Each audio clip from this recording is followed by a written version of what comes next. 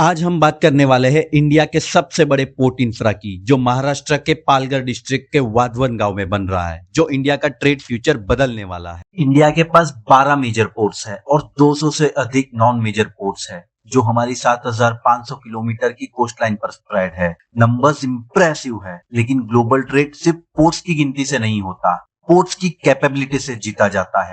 दुनिया में लगभग 3,500 कमर्शियल पोर्ट्स है, लेकिन इनमें से सिर्फ 20 से 25 ही ऐसे हैं जो कि मेगा कंटेनर शिप को हैंडल कर सकते हैं, और यहीं पे इंडिया पीछे रह गया। आज के मॉडर्न कंटेनर शिप्स एक बार में 24,000 कंटेनर्स ले जाते हैं।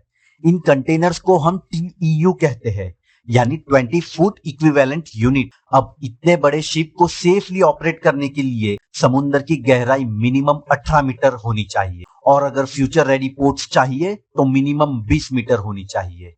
अब इंडिया की रियलिटी समझो। इंडिया के ज्यादातर पोर्ट्स की गहराई आज भी 14 मीटर के बीच में है। हमारे बेस्ट पोर्ट्स जैसे JNPT, मुंद्रा आज भी एवरेज 15 मीटर की गहराई पे काम करते हैं।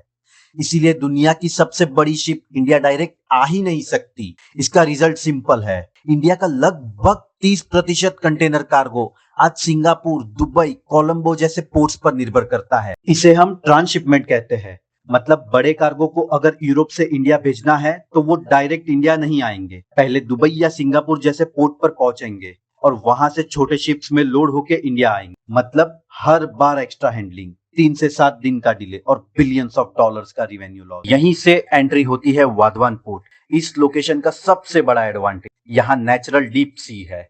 मतलब समुद्र की गहराई 20 मीटर से ज्यादा है, यानी दुनिया के सबसे बड़े कंटेनर शिप्स फुल्ली लोडेड बिना किसी फॉरेन स्टॉप के सीधा इंडिया आ सकते हैं। इस पोर्ट के लिए government 1 lakh crore cost bear कर रही है और प्लान्ड कैपेसिटी करीब 25 मिलियन यूनिट पर ईयर होगी। कंपेयर करो, इंडिया के सबसे बड़े पोर्ट आज सिर्फ 6 से 7 मिलियन यूनिट हैंडल करते हैं, और ये सिर्फ पोर्ट तक लिमिटेड नहीं है। पालघर रीजन में नए एयरपोर्ट की प्लानिंग हो रही है। जो नेशनल हाईवे यहां से गुजरता है उसे कॉन्क्रीट रोड में कन्वर्ट किया जा रहा है। साथ ही नया एक्सप्रेसवे, डेडिकेटेड फ्रेट कॉरिडोर और high speed bullet train connectivity भी इसी जोन से प्लान की जा रही है। ये सब अलग अलग या रैंडम प्रोजेक्ट्स नहीं है, ये एक ही मेगा मास्टर प्लान का पार्ट है। काम ग्राउंड पर चालू हो चुका है और अर्ली 2030 तक ऑपरेशन स्टार्ट होंगे।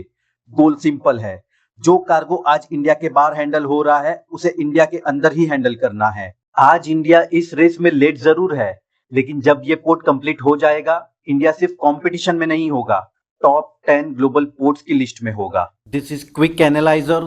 Thanks for watching.